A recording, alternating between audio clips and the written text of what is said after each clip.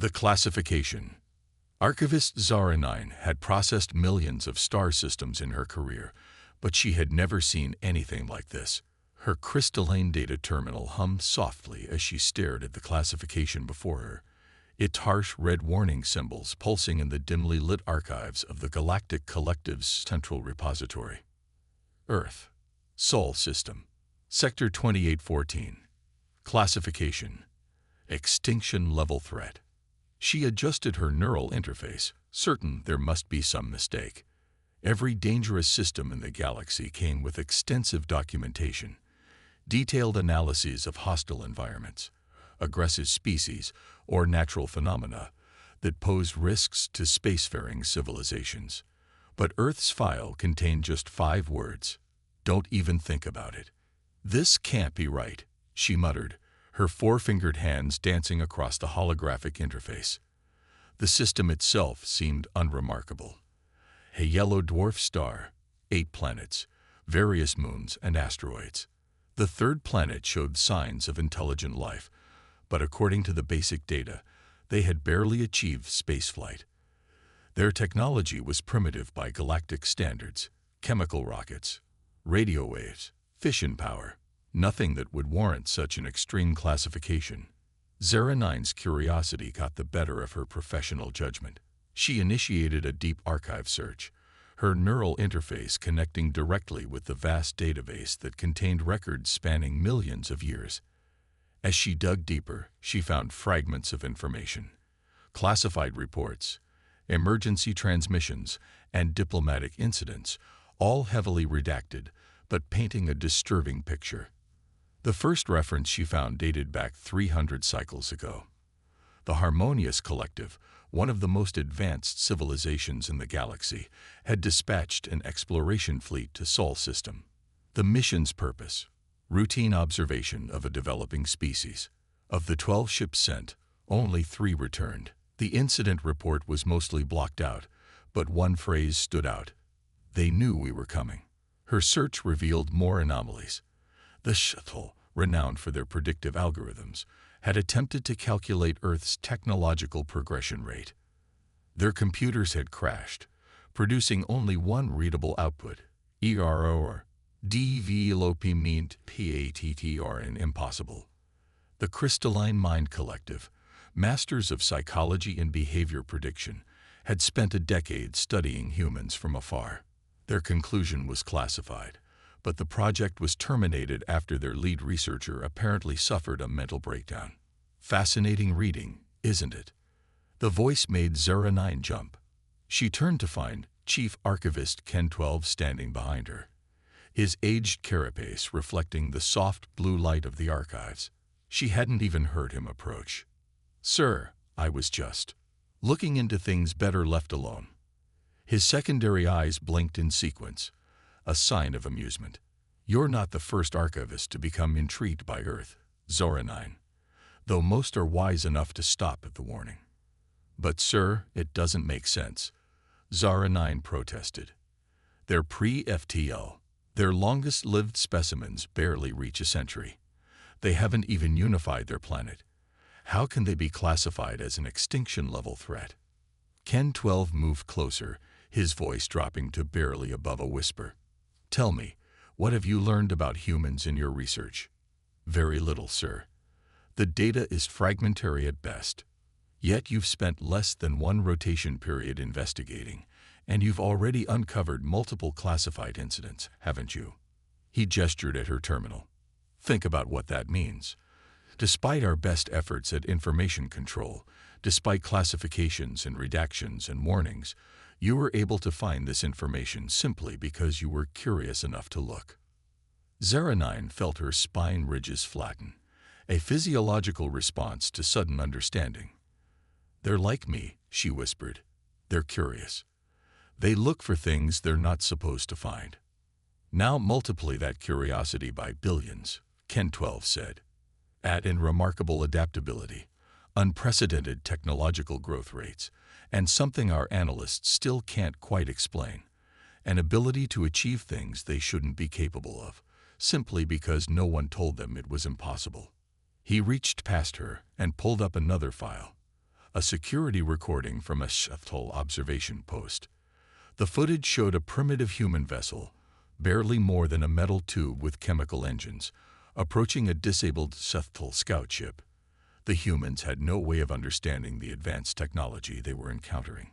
They should have been unable to affect the scout ship in any way. The recording showed them boarding the vessel anyway.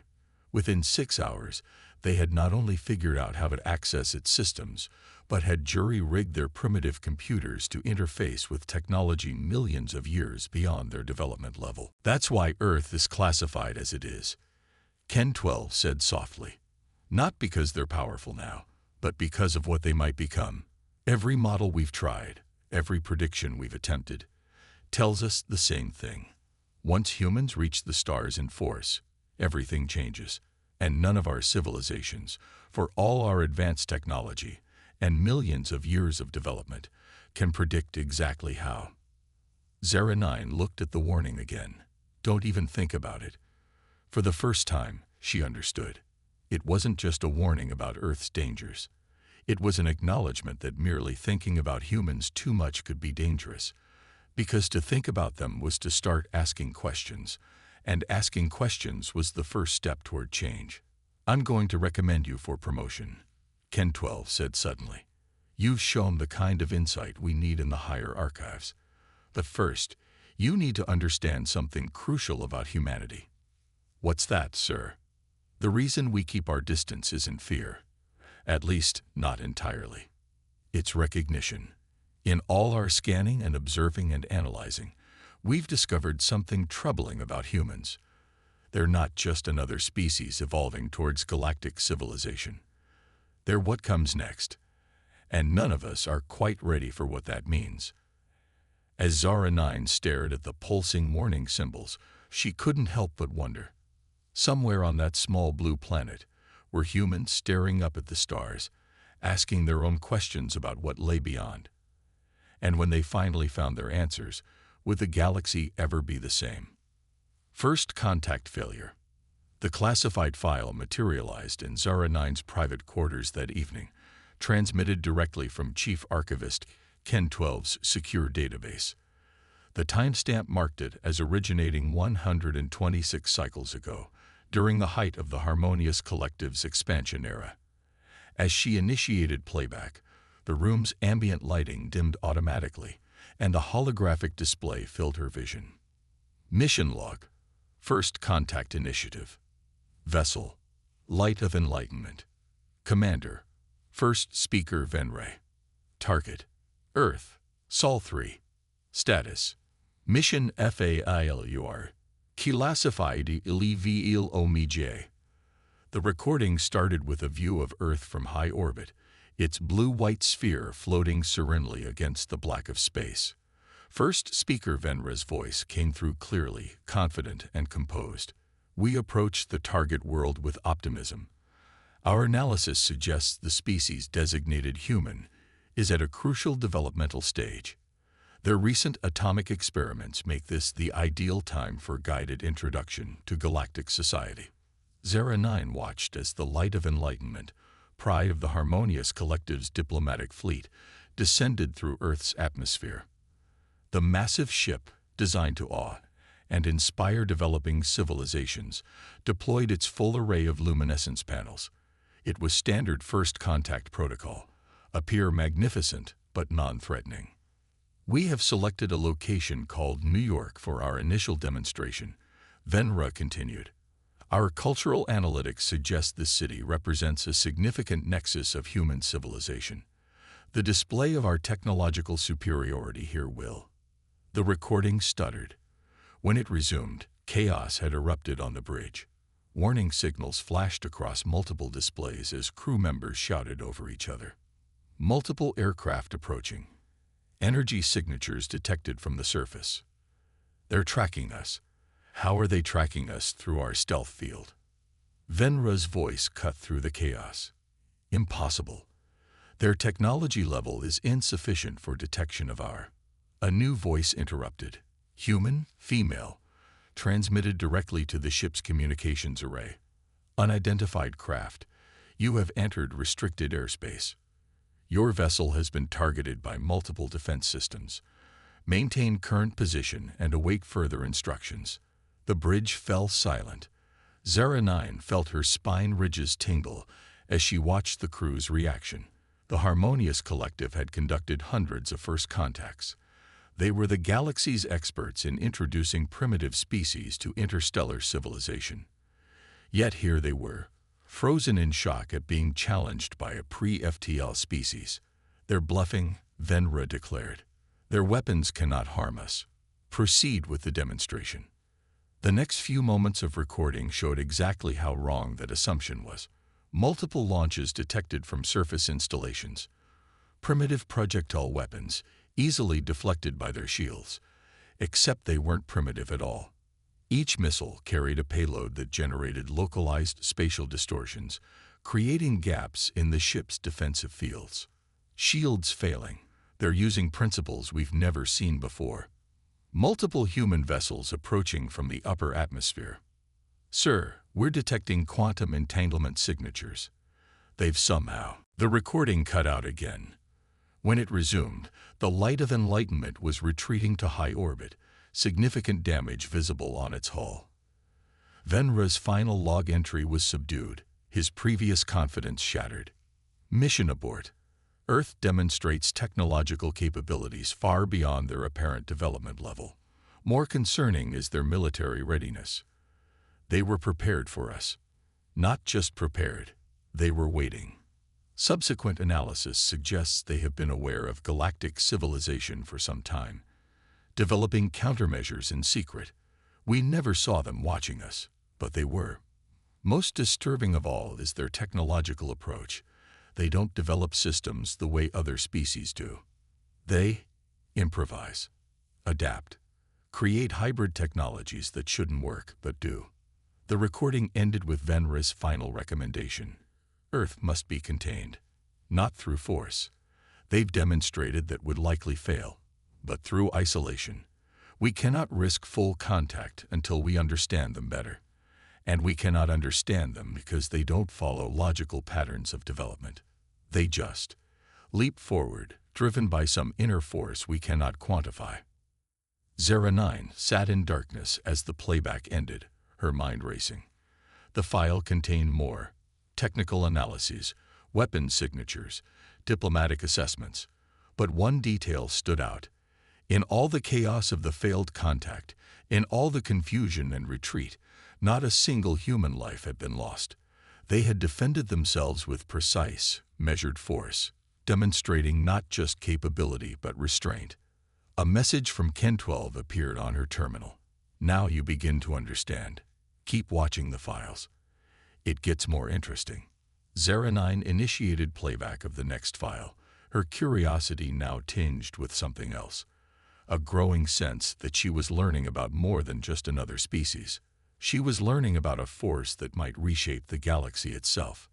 As the next recording began, she couldn't help but wonder how many other species had attempted contact with Earth, and how many of them had learned, as the Harmonious Collective had, that humans were anything but primitive. The classification, "don't even think about it," was starting to seem less like a warning and more like good advice. Advice that, ironically, made humans even more fascinating to think about. The Observation Project. Project designation: Human Behavioral Analysis. Lead researcher: Mind Scholar X of the Crystalline Mind Collective. Status: Terminated. Researcher Psychological Compromise. Classification: Omega Level Restricted. Zara 9 initiated the third file with growing anticipation. The Crystalline Mind Collective was legendary for their psychological insights. Their vast crystalline networks could process and analyze behavioral patterns across entire civilizations. If anyone could understand humans, it should have been them. The recording began with Mind Scholar X's first observation log. The crystalline being's faceted surface gleamed as it spoke. "We begin our covert observation of human problem-solving methodologies. Our network has established 1 million simultaneous observation points across their planet, monitoring everything from their entertainment to their scientific endeavors. We seek to understand their cognitive patterns. The first months of observation produced standard results. Humans appeared to follow predictable patterns in their daily routines. They worked, they rested, they engaged in social activities. But as Zara 9 watched the timestamps advance, she noticed a change in Mind Scholar X's demeanor. The crystalline surfaces that made up its form began showing irregular patterns. Observation Day 47. We have detected an anomaly. When presented with identical problems, humans consistently produce different solutions. This defies all known principles of cognitive development. A species should converge on optimal solutions through experience. Humans diverge. The next entry showed visible distress in the researchers' crystalline structure. Day 89. They shouldn't be able to do this. We observed a human child solving a complex mathematical equation by creating a game. A maintenance worker repaired advanced machinery by hitting it in precisely the right spot. A scientist made a breakthrough while sleeping. Their problem-solving methods are chaotic, random, yet effective. Zara 9 watched as the observations continued, each entry showing Mind Scholar X becoming more agitated. The researchers' perfectly ordered crystalline thought patterns began to fragment as it tried to comprehend human cognitive processes. Day 134. They fail. They fail constantly. But they keep trying. Different approaches, impossible approaches. They attempt solutions that have no logical basis. And sometimes these solutions work. They call it thinking outside the box. But there shouldn't be an outside to the box. The box is. The next several entries showed the researcher attempting to categorize human innovation methods. But every time the collective created a framework to explain human creativity, humans would do something that didn't fit the model. Day 189. We have identified a human trait we term creative insanity.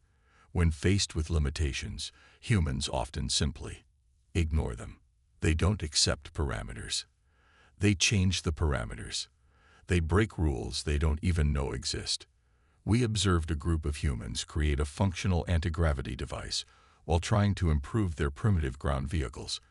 They succeeded because they didn't know it was impossible. Zara 9 paused the playback, her neural interfaces tingling with the implications. The crystalline mind collective's predictive matrices were based on logical progression, cause and effect. But humans seemed to operate on a different framework entirely. She resumed playback, watching as Mind Scholar X's reports became increasingly erratic. Day 245. They're solving problems in their sleep, in their entertainment, by accident. One human solved a complex physics equation because they misread their own notes. Another invented a new form of space-time communication because they connected two pieces of equipment incorrectly. Their mistakes are as powerful as their intentional efforts. The final entry showed Mind Scholar X in a state of near-total crystalline breakdown. Final report. We must terminate the project. Continued observation of human problem-solving methods is causing cognitive damage to our research team. Their chaos is infectious. They make us question everything we know about the proper way to think, about what's possible, about what if our entire understanding of the universe is just another box to think outside of? What if? The recording ended with the sound of crystalline fracturing. A footnote indicated that Mind Scholar X had to undergo extensive recrystallization therapy before returning to normal research duties. Zara 9 sat back, processing what she'd seen.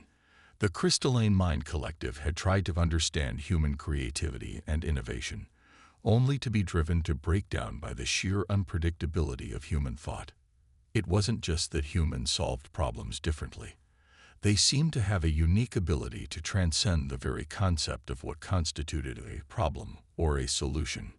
A new message appeared from Ken 12. The crystalline mind collectives experienced taught us something crucial about humans. Their greatest weapon isn't their technology or their adaptability.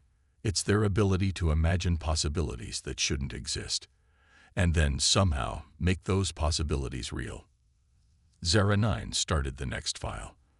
Understanding now why the simple warning, "Don't even think about it," might be the only safe way to classify humanity. How do you categorize a species that refuses to stay within any category you put them in? How do you predict a species that thrives on doing the unpredictable?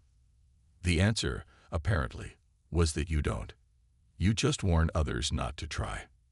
The diplomatic incident. Report classification. Ultra restricted. Event. The Terra Concordat negotiation. Date. 47 cycles ago. Filed by Grand Mediator Vex of the Diplomatic Corps. Zara 9's neural interfaces tingled as she accessed this particularly restricted file. Unlike the previous records, this one bore markers of having been accessed only twice before, once by its creator, and once by Chief Archivist Ken 12. The holographic playback revealed a vast chamber within the Galactic Concordat's neutral space station. Representatives from 17 advanced civilizations sat in tiered rows, all facing a single platform where a small delegation of humans stood. It was the first official diplomatic contact between humanity and the wider galaxy. Grand Mediator Vex's voiceover began. After the multiple failed first contact attempts, humanity forced our hand by demonstrating their ability to detect and track our observation posts. They demanded a formal meeting. The Concordat agreed, believing we could control the situation through diplomatic superiority. The humans looked oddly informal compared to the ornately dressed alien representatives. They wore simple blue uniforms with minimal decoration. Their spokesperson, a woman with graying hair, stood calmly as Grand Mediator Vex read out the terms. Humanity will be granted limited trading rights within designated sectors. Technology transfers will be strictly controlled. Human ships will be required to carry Concordat monitoring devices. Military vessels will be restricted to their solar system. These terms are non-negotiable. The human spokesperson, identified in the record as Ambassador Sarah Chen, smiled. Not the practiced diplomatic smile Zara 9 was familiar with, but something else, something that made her spine ridges tingle. "Thank you for the offer," Chen said. "But we have some concerns about the monitoring devices. Would you mind explaining how they work?" What followed was, according to the notes, intended to be a simple technical briefing. But as Zara 9 watched, she saw something extraordinary unfold. With each question, the humans revealed an increasingly sophisticated understanding of technologies they shouldn't have known about. They asked about quantum entanglement protocols that weren't supposed to be invented for another 1,000 years. They causally referenced dimensional folding techniques that were highly classified. The Concordat representatives grew increasingly uneasy. The humans weren't just asking questions. They were demonstrating knowledge that proved they had already solved problems that should have been centuries beyond them. "We're particularly interested in your approach to quantum encryption," Chen said at one point, her smile unchanging. "Our methods must be quite primitive compared to yours. We only achieved quantum teleportation 50 years ago. Of course, that was before we reverse-engineered the principles from studying your observation satellites." The chamber erupted in chaos. Monitoring humanity was supposed to be undetectable. The observation satellites used technology that should have been impossible for humans to comprehend, let alone decrypt and reverse-engineer. But Chen wasn't finished. "We should also discuss the 3 Concordat stealth ships currently stationed in the Kuiper Belt. Don't worry. We're not objecting to their presence. In fact, we've found their advanced cloaking systems quite educational. Would you like to know how many of their features we've adapted for our own use?" Zara 9 watched in fascination as the power dynamic in the chamber shifted. The humans hadn't come to receive terms. They had come to demonstrate that any attempt to control or restrict them was already futile. "Here is our counterproposal," Chen said, her voice carrying clearly over the murmuring crowd. "Earth will join the Galactic Concordat as a full member, with all associated rights and privileges. We will share our technological innovations, including several we've developed that your scientists might find interesting. In exchange, All observation posts will be withdrawn, and Earth's space will be recognized as sovereign territory. The recording showed several Concordat members objecting, claiming that humanity was too young, too unpredictable, too dangerous to be granted full membership. Chen's response silenced the chamber. With respect, distinguished representatives, we're not asking for permission to join. We're offering you the opportunity to have us join officially, rather than having us continue to advance our capabilities through unofficial means. We would prefer collaboration to competition, but make no mistake, we will continue to grow, to learn, and to expand. The only question is whether we do so as allies or as competitors. The file ended with Grand Mediator Vex's final notation. The humans had outmaneuvered us before the negotiations even began. They had spent years allowing us to think we were secretly observing them, while they were actually studying us. Every attempt to contain them had only served to educate them. Every technology we used to monitor them, they learned to replicate and improve upon. The Concordat had no choice but to accept their terms. A supplementary note, added later, simply read, 3 cycles after joining the Concordat, humanity introduced their first major technological contribution, a form of faster-than-light travel that operated on principles no other species had ever considered. When asked how they developed it, their scientists said they got the idea from an ancient human entertainment form called science fiction. We are still trying to understand what this means. Zera-9 closed the file, understanding now why Earth's classification had evolved from approach with caution to don't even think about it. The humans hadn't just survived first contact. They had turned every attempt to study or control them into an opportunity to advance their own capabilities.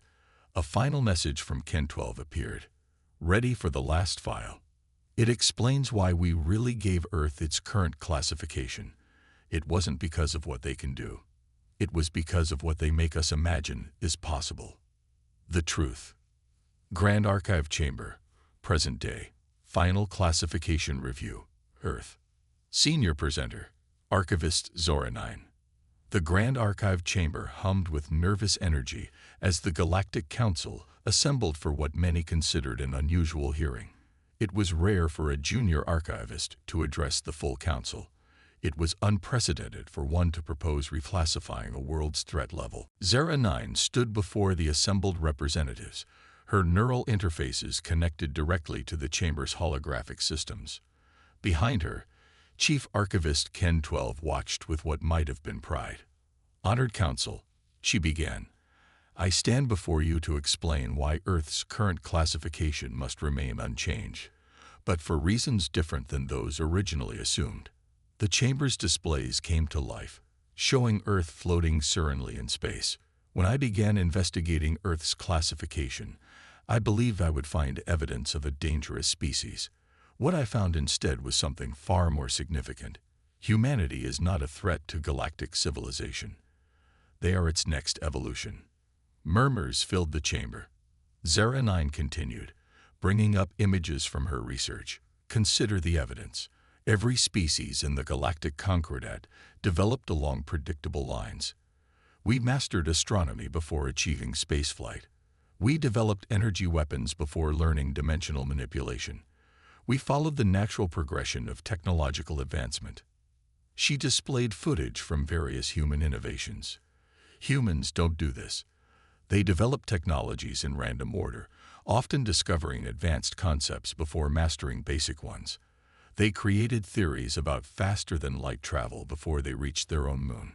They imagined quantum computers in fiction before building basic digital ones. Their development pattern isn't just unusual, it's revolutionary. The chamber's display showed scenes from human history, but it's not just their technological development that makes them unique. Humans possess a characteristic no other species has demonstrated. They thrive on change itself. Where we seek stability, they seek transformation. Where we perfect existing solutions, they continuously look for new ones, even when the old solutions work perfectly well. She brought up the statistics.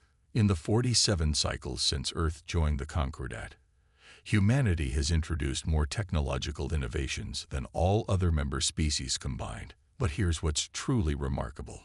83% of these innovations came from combining existing technologies in ways no one had considered before.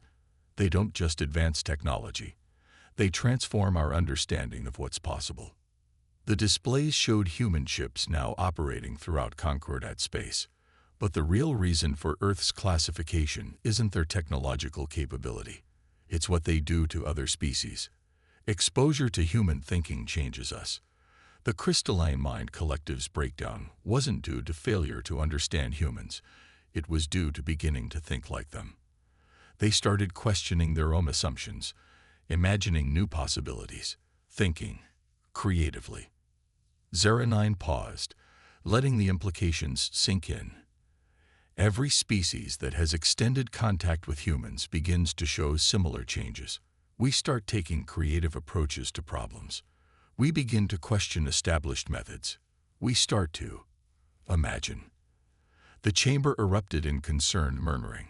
Zara 9 raised her voice slightly. This is why Earth's classification must remain. Don't even think about it. Not because humans are dangerous in the traditional sense, but because merely thinking about them changes us. They are a catalyst for evolution, not biological evolution, but cognitive evolution. They make us see possibilities we never imagined before. She displayed the latest statistics. Species that engage in regular trade with Earth show a 300% increase in technological innovation rates. Worlds with human cultural exchange programs demonstrate significant shifts in problem-solving methodologies. Even our own archive has been affected. Departments that regularly process human data show markedly higher rates of creative classification solutions. A council member interrupted. Are you suggesting we should fear this influence? No, Zara 9 replied. I'm suggesting we should recognize it for what it is. Humanity isn't just another species joining galactic civilization. They are a force of change, making us question everything we thought we knew about development, progress, and possibility itself. She brought up her final display, a simple image of Earth's classification. The warning shouldn't be "don't even think about it," because humans are dangerous. It should be "don't even think about it," because once you start thinking about humans, really thinking about them, you'll never see the universe the same way again. They don't just break rules or transcend limitations. They make us realize that many of our limitations only existed because we believed they did. The chamber fell silent as she concluded. Humanity's true power isn't their technology, their adaptability, or even their creativity. It's their ability to make other species realize that the impossible is just something no one has tried hard enough to achieve yet. They make us want to evolve, to transform, to imagine. And once you start imagining like a human, there's no going back. Chief Archivist Ken 12 stepped forward. The classification stands, he announced, not as a warning of danger, but as a recognition of transformation. Earth is not a threat to be contained. It is a catalyst that will reshape our galaxy. The only question is, are we ready for what we might become? As the council session ended, Zara 9 looked at the Earth's image one last time. Somewhere on that small blue planet, billions of minds were imagining new possibilities, asking new questions, dreaming new dreams. And across the galaxy, other species were beginning to dream with them. The classification remained unchanged, but its meaning had transformed, just as humanity was transforming the galaxy, one impossible achievement at a time.